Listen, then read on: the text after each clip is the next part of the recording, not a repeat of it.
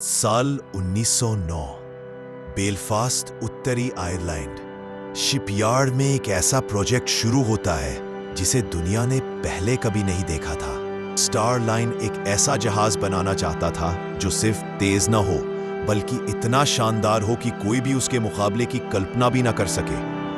Titanic, एक तैरता हुआ शहर, 280 मीटर लंबा, 60,000 टन वजन और इंसानी इंजीनियरिंग का चमत्कार। उसे अनसिंकेबल कहा जाता था। लोग कहते थे इसे भगवान भी नहीं डुबा सकता। 10 अप्रैल 1912 टाइटैनिक साउथहैम्पटन से न्यूयॉर्क के लिए रवाना होता है। डेक पर हजारों लोग हाथ हिला रहे थे, कई रो रहे थे, कई हंस रहे थे, लेकिन कोई नहीं जानता था कि यह विदाई हमेशा के लिए होगी। अगले 3 दिन यात्रा शानदार रही। धूप, ठंडी हवा, शांत पानी। यात्रियों ने टाइटैनिक की सुविधाओं का भरपूर आनंद लिया, लेकिन इसी दौरान एक के बाद एक पास के जहाजों से आइस वार्निंग्स भेजे जा रहे थे। टाइटैनिक की वायरलेस टीम व्यस्त थी यात्रियों के निजी संदेश भेजने में। महत्वपूर्ण चेतावनियां अक्सर अनदेखी कर दी गई। टाइटैनिक सिर्फ एक जहाज नहीं था, यह समाज का आईना था। पहली श्रेणी लग्जरी की परिभाषा, ओपेरा संगीत, भव्य सीढ़ियां, महंगे सूट, महंगे भोजन और अरबपतियों की दुनिया। यहीं चलते थे डील्स, यहीं बनते थे रिश्ते।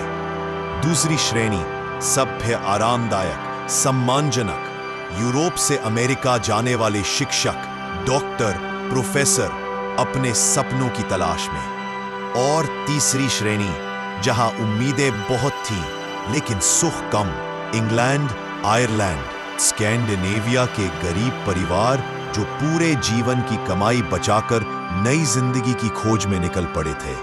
टाइटैनिक पर तीनों वर्ग 3 अलग अलग दुनिया की तरह मौजूद थे। 14 अप्रैल की रात समुद्र बिल्कुल शांत था, इतना शांत कि पानी शीशे जैसा लग रहा था। यह सबसे खतरनाक स्थिति होती है क्योंकि शांत समुद्र में आइसबर्ग दिखाई नहीं देता। रात 11:40 टाइटैनिक के लुकआउट फ्रेड फ्लीट अंधेरे में एक विशाल परछाई देखते हैं। Iceberg right ahead. कप्तान ने मोड़ने की कोशिश की पर बहुत देर हो चुकी थी। आइसबर्ग ने जहाज को 5 हिस्सों से फाड़ दिया। टाइटैनिक सिर्फ 4 कंपार्टमेंट्स के फटने पर भी बच सकता था। अब डूबना निश्चित था। डेक पर अफरा तफरी मच गई। टाइटैनिक पर 20 लाइफबोट थीं, लेकिन लोग 2208 थे और कई नावें आधी खाली ही छोड़ी गई। महिलाएं और बच्चे पहले, पर डर, घबराहट और बंद गेटों ने कई जिंदगियां निगल ली। बैंड आखिरी पल तक संगीत बजाता रहा ताकि लोग शांत रहे, लेकिन जहाज धीरे धीरे झुक रहा था और मौत नजदीक आ रही थी। 2:18 सुबह एक भयानक गर्जना हुई। टाइटैनिक बीच से टूट गया। दोनों हिस्सों ने कुछ ही मिनटों में ठंडे अंधे समुद्र में समा गए। हजारों लोग बर्फ जैसे ठंडे पानी में गिर पड़े। नेगेटिव डिग्री में शरीर कुछ ही मिनटों में हार मान लेता है। लाइफ बोट्स में बैठे लोग चीखें सुन सकते थे, पर वापस जाने की हिम्मत बहुत कम लोगों ने की। 2:20 पर टाइटैनिक पूरी तरह समुद्र के अंदर गायब हो गया। सुबह होते ही कारपाथिया जहाज पहुंचा। थके हुए, जमा देने वाली ठंड में कांपते हुए सर्वाइवर्स उस जगह को देखते रहे जहां कुछ घंटे पहले दुनिया का सबसे विशाल जहाज खड़ा था। 73 साल तक टाइटैनिक समुद्र की अंधेरी गहराइयों में गुम रहा।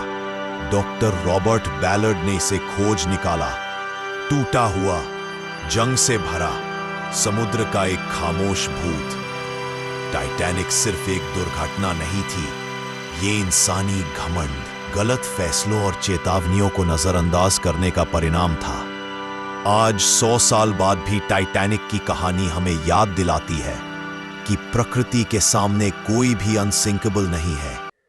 ये था टाइटैनिक, वो जहाज जो डूबना नहीं चाहिए था।